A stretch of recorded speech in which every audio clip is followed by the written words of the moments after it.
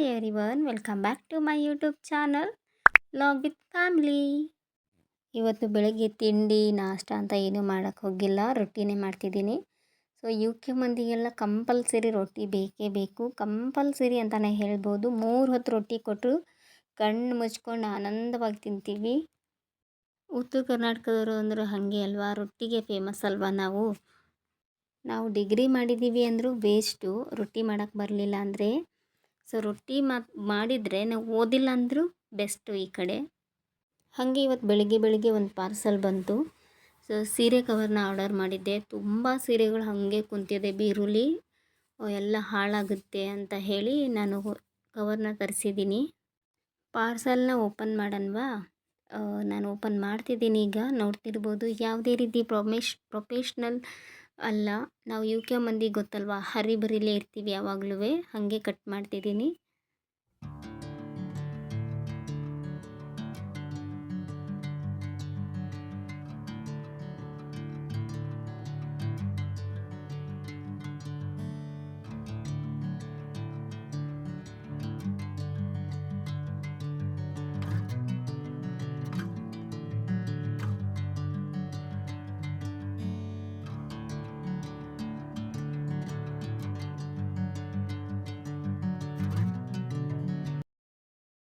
ನೋಡ್ತಿರ್ಬೋದು ಎಷ್ಟೊಂದು ಸೀರೆ ಹಾಗೆ ಇಟ್ಟಿದ್ದೀನಿ.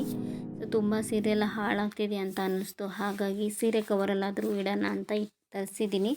ಕವರ್ ಮಾತ್ರ ತುಂಬ ಚೆನ್ನಾಗಿದೆ. ನೋಡ್ತಿರ್ಬೋದು ಸೀರೆಗಳೆಲ್ಲ ಹೆಂಗೆ ಇಟ್ಟಿದ್ದೀನಿ ಅಂತ. ಇನ್ನೂ ಊರಲ್ಲಿದ್ದಾವೆ ತುಂಬ.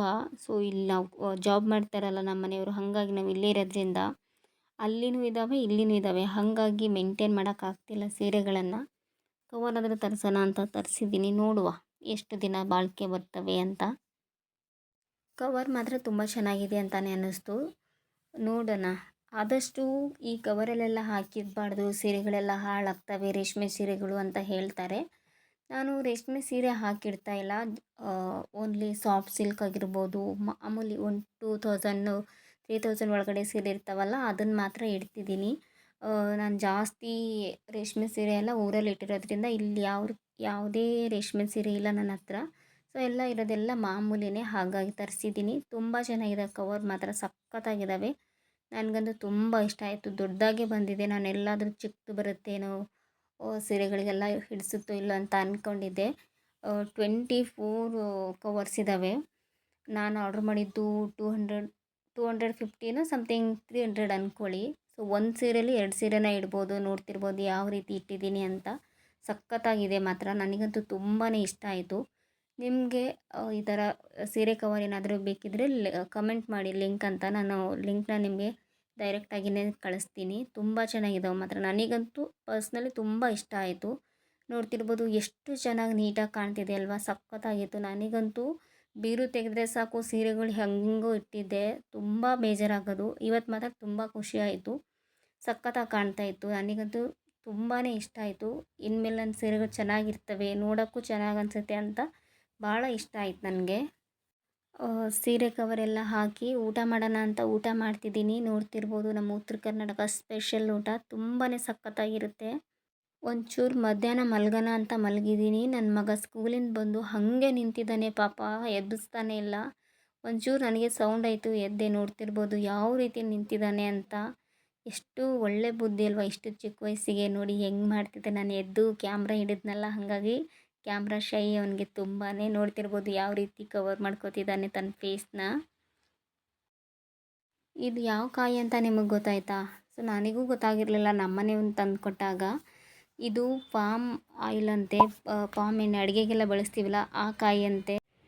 ನಮ್ಮ ಮನೆಯವರಿಗೆ ಟ್ರಾನ್ಸ್ಫರ್ ಆಯ್ತಲ್ವ, ಹಾಗಾಗಿ ಹೊಸ ಮನೆ ಬಂದಿದ್ದೀವಲ್ವ. ಸೊ ಮೇಂಟೈನ್ ಮಾಡೋದು ತುಂಬಾ ಕಷ್ಟ ಆಗ್ತಿದೆ. ಯಾವುದು ಎಲ್ಲೆಲ್ಲಿ ಇಡ್ಲಿ ಗೊತ್ತಾಗ್ತಿಲ್ಲ. ಸೊ ಇದನ್ನು ಇಲ್ಲಿ ಹ್ಯಾಂಗ್ ಮಾಡಿದ್ದೀನಿ, ಹೆಂಗೆ ಕಾಣ್ತಿದೆ ಅಂತ ಕಮೆಂಟ್ ಮಾಡಿ. ಇದನ್ನು ಕೂಡ ನಾನು ಮೀಶೋದಲ್ಲೇ ಪರ್ಚೇಸ್ ಮಾಡಿದ್ದು. ತುಂಬಾ ಚೆನ್ನಾಗಿದೆ. ಈ ಹೊಸ ಮನೆಗೆ ಬಂದಾಗಿಂದ ನನಗೆ ಎಲ್ಲೆಲ್ಲಿ ಏನೇನು ಜೋಡಿಸ್ಕೋಬೇಕಂತಲೇ ಗೊತ್ತಾಗ್ತಿಲ್ಲ. ಇವತ್ತು ನಾನು ನನ್ನ ಫೋನ್ನ ಕಳ್ಕೊಂಡೆ. ನೋಡ್ತಿರ್ಬೋದು ಯಾವ ರೀತಿಯಾಗಿ ಒಡೆದಿದೆ ಅಂತ. ಕೈ ಜಾರಿ ಬಿದ್ದುಬಿಡ್ತು. ತುಂಬ ಬೇಜಾರಾಗ್ತಿದೆ. ತುಂಬ ದಿನದಿಂದ ಯೂಸ್ ಮಾಡ್ತಿದ್ದೆ ಈ ಫೋನ್ನ ನಾನು.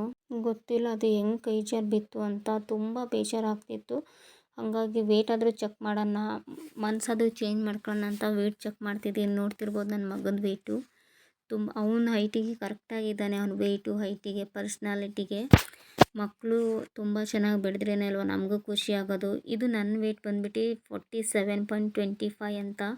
ವೆಯ್ಟು ಜಾಸ್ತಿ ಆಗಿದ್ದೀನಿ ಅಂತ ಅನ್ನಿಸ್ತಿದೆ. ಇನ್ಮೇಲೆ ಕಡಿಮೆ ಮಾಡೋಣ ಅಂತ ಅಂದ್ಕೊಂಡಿದ್ದೀನಿ. ನಾನಿರೋ ಏಜ್ಗೆ ಕರೆಕ್ಟಾಗಿದೆ, ಬಟ್ ನನ್ನ ಹೈಟ್ ಕಡಿಮೆ ಇರೋದ್ರಿಂದ ಈ 47 ಏನು ತೋರಿಸ್ತಿದೆ ಅಲ್ವಾ, ಇದು ತುಂಬಾ ಆಗುತ್ತೆ. ನೋಡ್ತೀನಿ, ಇನ್ಮೇಲೆ ಡಯಟ್ ಎಲ್ಲ ಸ್ಟಾರ್ಟ್ ಮಾಡಿ ವೆಯ್ಟ್ ಲಾಸ್ ಮಾಡೋಣ. ಅದನ್ನು ನಿಮ್ಮ ಜೊತೆ ಶೇರ್ ಮಾಡ್ಕೋತೀನಿ. ಜರ್ನಿನ ಸ್ಟಾರ್ಟ್ ಮಾಡೋಣ ಆದಷ್ಟು ಬೇಗ. ಹಾಗೆ ಕೃಷ್ಣನ ಈ ಒಂದು ಫ್ರೇಮ್ನ ನಾವು ಬೆಡ್ರೂಮಲ್ಲಿ ಹಾಕ್ಕೊಂಡಿದ್ದೀವಿ. ಬೆಡ್ರೂಮಲ್ಲಿ ದೇವ್ರ ಫೋಟೋನ ಹಾಕ್ಕೋಬಾರ್ದ, ತುಂಬ ಜನ ನನಗೆ ಅಂದರು. ಯಾರಿಗಾದರೂ ಗೊತ್ತಿದ್ದರೆ ಕಮೆಂಟ್ ಮಾಡಿ ಆಯಿತಾ.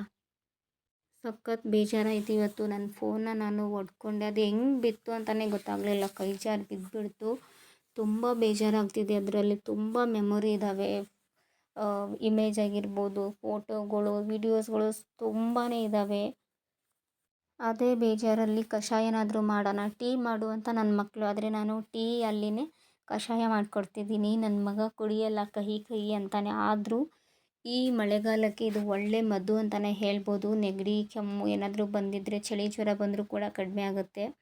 ಏನಿಲ್ಲ, ಟೀ ಹೇಗೆ ಮಾಡೋಕ್ಕಿಟ್ಟಿರ್ತೀರ ಹಾಗೆ ಮಾಡೋಕ್ಕಿಟ್ಟು ಅದರಲ್ಲಿ ಶುಂಠಿಯನ್ನು ಹಾಕಿ, ಹಾಗೆ ಒಂಚೂರು ನಿಮ್ಗೆ ಯಾವ್ಯಾವುದು ಬೇಕು, ಲವಂಗ ಈ ಥರದ್ದೆಲ್ಲ ಹಾಕಿ ಮಸಾಲ ಟೀ ಥರ ಮಾಡಿಕೊಟ್ಟಿದ್ದೀನಿ.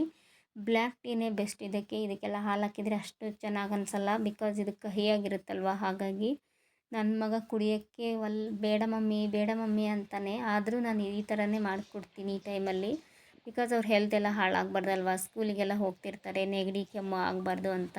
ನೋಡ್ತಿರ್ಬೋದು ಅವನು ಹೆಂಗೆ ಸುಡುತ್ತಮ್ಮ ಅಂತಿರ್ತಾನೆ, ಆದರೂ ಅದನ್ನೇ ಕೊಡ್ತೀನಿ. ಕಹಿ ಇದೆ ಅಂತಾನೆ, ಆದರೂ ಕುಡಿತಾನೆ, ಪರವಾಗಿಲ್ಲ. ತುಂಬ ಇದು ಹಠ ಏನು ಮಾಡಲ್ಲ. ಹಾಗೆ ನಮ್ಮನೆಯವರು ಫೋನ್ ಮಾಡಿಬಿಟ್ಟು ಮಗನ ಕಳಿಸು, ಹಿಂದ್ಗಡೆನೇ ಆಫೀಸ್ ಇದೆ, ನಮ್ಮ ಮನೆ ಹಿಂದ್ಗಡೆನೇ ಅವ್ರದ್ದು. ಸೊ ಹಣ್ಣುಗಳು ತಂದಿದ್ದೀನಿ ಅಂತ ಅಂದರು. ಅವನ್ನ ಕಳಿಸಿ ನೋಡಿದ್ರೆ ಹೆಂಗೆ ಹಣ್ಣಾಗಿದೆ ಪೂರ್ತಿ. ನೋಡ್ತಿರ್ಬೋದು ಯಾವ ರೀತಿಯಾಗಿದೆ ಅಲ್ವಾ ಈ ಹಣ್ಣು. ಇವತ್ತೇ ತಿಂದ್ರೇ ಒಳ್ಳೆಯದಿದ್ದು, ಇಲ್ಲಾಂದರೆ ತುಂಬ ಪೂರ್ತಿ ಹಣ್ಣಾಗಿದೆ. ನೋಡ್ತಿರ್ಬೋದು ಯಾವ ರೀತಿಯಾಗಿದೆ. ನಮ್ಮ ಮನೆಯವರ ಆಫೀಸ್ ಬಂದುಬಿಟ್ಟು ಮನೆ ಹಿಂದ್ಗಡೆನೇ ಇದೆ ಅಲ್ವಾ. ಏನಾದರೂ ಕೊಡೋದಾದರೆ ಮಕ್ಕಳನ್ನ ಕಳಿಸು ಅಂತಾರೆ. ಆದರೆ ನನಗೆ ಭಯ, ರೋಡ್ ದಾಟಿ ಹೋಗಬೇಕಲ್ವ, ಹೆಂಗೋ ಏನೋ ಅಂತ. ಆದರೂ ಇವತ್ತು ಕಳಿಸಿದ್ದೀನಿ ನೋಡಿ ಹೆಂಗೆ ತಂದಿದ್ದಾನೆ, ಹಣ್ಣು, ಶೇಂಗಾ ಎಲ್ಲ ತಂದಿದ್ದಾನೆ. ನನಗೇ ಶಾಕ್ ಆಗ್ತಿದೆ, ರೋಡ್ ದಾಟ್ಕೊಂಡು ಹೋಗಿ ಆ ಕಡೆ ಆಫೀಸ್ ಇದೆ ನಮ್ಮ ಪಪ್ಪಂದು ಅಂತ. ಒಂದು 3-4 ವರ್ಷದ ಮಗನಿಗೆ ಏನು ಗೊತ್ತಾಗುತ್ತೆ ಅಲ್ವಾ. ನೋಡ್ತಿರ್ಬೋದು ಹೆಂಗೆ ಇಂಟೆಲಿಜೆಂಟ್ ಇದ್ದಾವಲ್ವ ಇವಾಗಿನ ಮಕ್ಕಳು. ನಮ್ಮ ಕಾಲದಲ್ಲೆಲ್ಲ ಹಿಂಗೆ ಇರಲಿಲ್ಲಪ್ಪ.